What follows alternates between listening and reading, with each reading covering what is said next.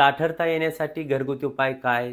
ताठरता येण्यासाठी नेमकं काय करावं? खूप सारे घरगुती उपाय करून देखील ताठरता येत नाही, परिणाम दिसून येत नाहीत. यावर आधारित मागील वेळी आपण एक व्हिडिओ अपलोड केला होता. तो व्हिडिओ खूपच माहितीपूर्ण होता. ज्यांनी तो व्हिडिओ पाहिला नसेल त्यांच्या माहितीस्तव वरती आय बटनमध्ये त्या व्हिडिओची लिंक देण्यात येईल किंवा याच व्हिडिओच्या खाली डिस्क्रिप्शनमध्ये देखील ती लिंक देण्यात येईल. ती लिंक ओपन करून आपण तो संपूर्ण व्हिडिओ पाहू शकता. आजचा व्हिडिओ देखील नेहमीप्रमाणे खूप माहितीपूर्ण असणार आहे. त्यामुळे नेहमीप्रमाणे एकच रिक्वेस्ट की हा व्हिडिओ जास्तीत जास्त शेअर करावा. आजच्या व्हिडिओमधून आपण असे 3 पदार्थ पाहणार आहोत की जे खाल्ल्यानंतर डायरेक्ट किंवा इनडायरेक्ट इरेक्टाईल डिस्फंक्शनसाठी कारणीभूत ठरू शकतात. तर नेहमीप्रमाणे एकच रिक्वेस्ट, पुन्हा व्हिडिओ जास्तीत जास्त शेअर करावा. व्हिडिओ आवडला तर लाईक करावा. चॅनललाही सबस्क्राईब करायला बिलकुल विसरू नका. नमस्कार, मी डॉक्टर विनायक शिंदे आणि आपण पाहत आहात डॉक्टर विनायक शिंदे गायनेकोलॉजिस्ट पुणे हा यूट्यूब चॅनल. तर सुरू करूयात आजचा आपला हा व्हिडिओ.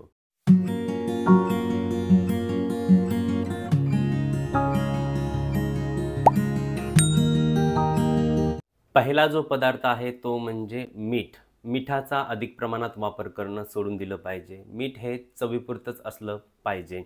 आहारामध्ये मीठ हे पापड, लोणचं इत्यादी मार्फत अधिक प्रमाणात शरीरात जातं. याचबरोबर काही जणांना वरून मीठ घेण्याची सवय असते. ती सवय बंद करणं आवश्यक आहे. मिठाचा आणि उच्च रक्तदाबाचा एकमेकाशी संबंध आहे हे आपल्या सर्वांना माहितीच आहे. ज्यांना उच्च रक्तदाबाचा त्रास आहे अशा व्यक्तींना कमी प्रमाणात मीठ खाण्याचा सल्ला दिला जातो. ज्याप्रमाणे मिठाचा आणि उच्च रक्तदाबाचा संबंध आहे त्याप्रमाणे उच्च रक्तदाब आणि इरेक्टाईल डिस्फंक्शन यांचा देखील संबंध आढळून येतो. ज्या व्यक्तींना उच्च रक्तदाबाचा त्रास असतो अशा व्यक्तींमध्ये इरेक्टाईल डिस्फंक्शन होण्याची संभावना देखील अधिक प्रमाणात आढळून येते. कारण ज्यांना उच्च रक्तदाबाचा त्रास असतो त्यांच्यामध्ये पेनिसपर्यंत अपुरा रक्तपुरवठा होण्याची शक्यता असते आणि या कारणास्तव इरेक्टाईल डिस्फंक्शन आढळून येऊ शकतं. यामुळे अधिक प्रमाणात मीठ खाणं टाळलं पाहिजे. अशा प्रकारे मिठाचा डायरेक्ट आणि इनडायरेक्ट अशा दोन्ही प्रकारे इरेक्टाईल डिस्फंक्शनमध्ये परिणाम दिसून येतो. तसेच मिठामध्ये खारट म्हणजेच लवणरस असतो. आयुर्वेदाप्रमाणे लवणरसाचं जर अधिक प्रमाणात सेवन केलं तर खालित्य पालित्य म्हणजे केस गळणे, केस पिकणे, याचबरोबर अम्लपित्त, रक्तपित्त, त्वचेचे विकार, याचबरोबर इंद्रिय नाश होऊन पुढे जाऊन इरेक्टाईल डिस्फंक्शन देखील होण्याची शक्यता असते. त्यामुळे इरेक्टाईल डिस्फंक्शन होऊ नये म्हणून मिठाचा कमी प्रमाणात किंवा चवीपुरतंच किंवा जेवढं आवश्यक आहे तेवढंच आहारामध्ये मीठ घेतलं पाहिजे. दुसरा पदार्थ आहे तो म्हणजे साखर. आहाराच्या माध्यमातून किंवा कॅडबरी, चॉकलेट्स, कोल्ड्रिंक्स, मिठाई इत्यादीच्या माध्यमातून आपण जर अधिक प्रमाणात साखरेचे सेवन करत असाल तर यामुळे तुमचं वजन वाढू शकतं. याचबरोबर व्यायाम न करणं, अतिशय ताणतणावयुक्त तुमचं दैनंदिन जीवन असणं इत्यादीमुळे अधिक प्रमाणात वजन वाढू लागतं आणि वजन जर वाढायला लागलं तर या अनुषंगाने पुढे जाऊन तुम्हाला हायपरटेन्शन आणि डायबिटीस इत्यादी आजार निर्माण होऊ शकतात.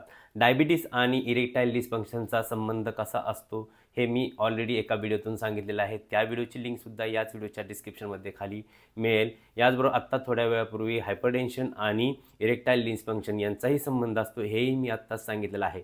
त्यामुळे जर तुमचं वजन वाढत असेल तर तुमचा BMI वाढतो आणि यामुळे तुम्हाला वाढत्या BMIमुळे देखील तुम्हाला पुढे जाऊन इरेक्टाईल डिस्फंक्शन होण्याची शक्यता नाकारता येत नाही. त्यामुळे दुसरा जो पदार्थ सांगितला तो म्हणजे साखर, तो सुद्धा आपण कमी प्रमाणात खाल्ली पाहिजे जेणेकरून आत्ता जे सांगितलेले तोटे आहेत ते तुम्हाला निर्माण होणार नाहीत. तिसरा जो पदार्थ आहे तो एक स्पेसिफिक न सांगता यामध्ये बरेचसे घटक असतील ते म्हणजे process food, high fat meal, मैदायुक्त पदार्थ. प्रोसेस फूडमध्ये देखील मीठ, तेल, मैदा, साखर इत्यादींचा बेसुमार वापर केलेला असतो. या पदार्थामुळे सुद्धा तुम्हाला आरोग्याच्या समस्या उद्भवू शकतात. हे पदार्थ खाल्ल्यानंतर कोलेस्ट्रॉल वाढणं, ब्लड प्रेशर वाढणं, ओबेसिटी निर्माण होणं आणि याचबरोबर अथेरोस्क्लेरोसिस म्हणजे ज्या रक्तपुरवठा करणाऱ्या रक्तवाहिन्या असतील त्याच्यामधील आतली पोकळी ही जी आहे ती बारीक होऊ लागते. त्यामुळे अपुरा रक्तपुरवठा शरीरापर्यंत तसेच पेनिसपर्यंत होतो. ऑक्सिजन कमी प्रमाणात पोहोचला जातो आणि याच्या जोडीला जर तुम्ही स्मोकिंगसारखी व्यसनं करत असाल तर हे अथेरोस्क्लेरोसिस अधिक वाढू लागतं, धमनीकाठींनी अधिक वाढू लागतं आणि त्यामुळे भविष्यामध्ये तुम्हाला इरेक्टाईल डिस्फंक्शन होण्याची शक्यता नाकारता येत नाही. इन शॉर्ट जर सांगायचं झाले तर तुम्ही तुमच्या आयुष्यातून आत्ता जे मी 3 घटक सांगतो ते 3 पदार्थ हद्दपार करा किंवा अतिशय कमी प्रमाणात खावा. 3 पांढरे पदार्थ मी सांगणार आहे. एक म्हणजे मीठ, दुसरं म्हणजे साखर आणि तिसरं म्हणजे मैदा. या 3 पदार्थामुळे तुम्हाला ब्लड प्रेशर, तसेच वजन वाढणे, डायबिटीस होणे आणि पुढे जाऊन इरेक्टाईल डिस्फंक्शन होणे, अशा पद्धतीने हे 3 पदार्थ काही डायरेक्टली तर काही इनडायरेक्टली इरेक्टाईल डिस्फंक्शनला कारणीभूत ठरू शकतात.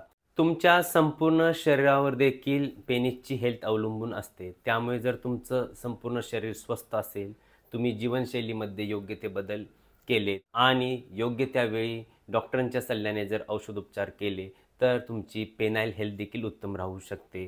इरेक्टाईल डिस्फंक्शन या आजारासंबंधी आजचा हा व्हिडिओ काउंट करून जवळजवळ 14 व्हिडिओ मी अपलोड केलेले आहे. इरेक्टाईल डिस्फंक्शनबद्दल संपूर्ण माहिती या प्लेलिस्टमध्ये तुम्हाला पाहायला मिळेल. ही प्लेलिस्ट पाहिल्यानंतर तुमचे या आजाराबद्दलचे सर्व गैरसमज दूर होतील. ती प्लेलिस्ट याच व्हिडिओच्या शेवटी पाहायला मिळेल किंवा वरती आय बटनमध्ये देण्याचा प्रयत्न करेल किंवा याच व्हिडिओच्या डिस्क्रिप्शनमध्ये खाली देण्याचा मी प्रयत्न करेल.